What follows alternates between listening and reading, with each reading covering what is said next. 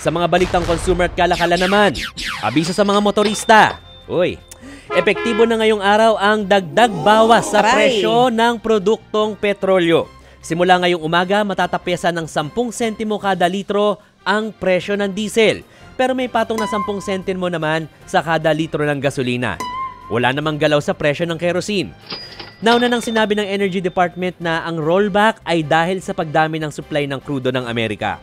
Nagkaroon naman ng price hike sa gasolina dahil sa tumataas sa demand sa US at India.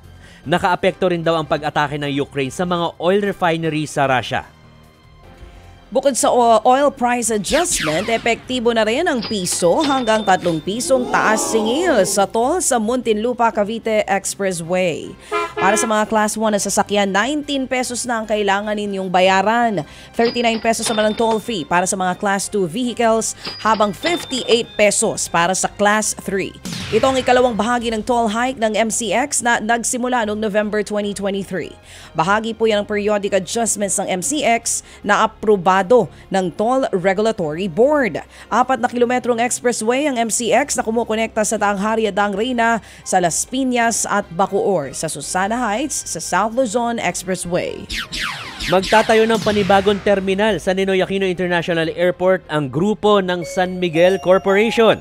Ayon kay SMC President and COO Ramon Ang, layo nilang magpagawa ng terminal na may kapasidad para sa 35 milyong pasahero kada taon.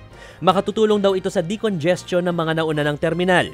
Magkakaroon din daw ang bagong terminal ng car park para sa 9,000 sasakyan. Sa panibagong terminal na raw daw ililipat ang mga opisina sa NAIA.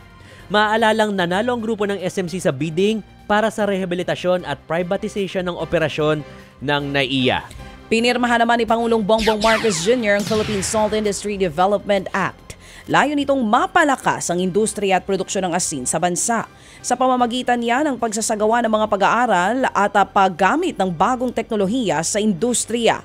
Mag-aabot din daw ang gobyerno ng suporta para sa produksyon at marketing.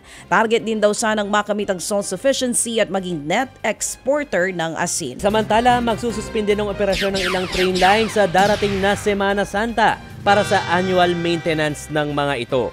Para sa LRT Line 1, tatakbo ito ng regular hours sa Lunes at Martes. Pero suspendido na ang operasyon nito pagdating ng March 27 o Holy Wednesday. Sa March 27 naman ang huling operasyon ng LRT2 pero pinaikli ang oras ng operasyon nito. Alas 7 lang ang huling biyahe mula sa Antipolo at Recto stations. March 27 din ang huling araw ng operasyon para sa MRT Line 3 pero regular operating hours ito.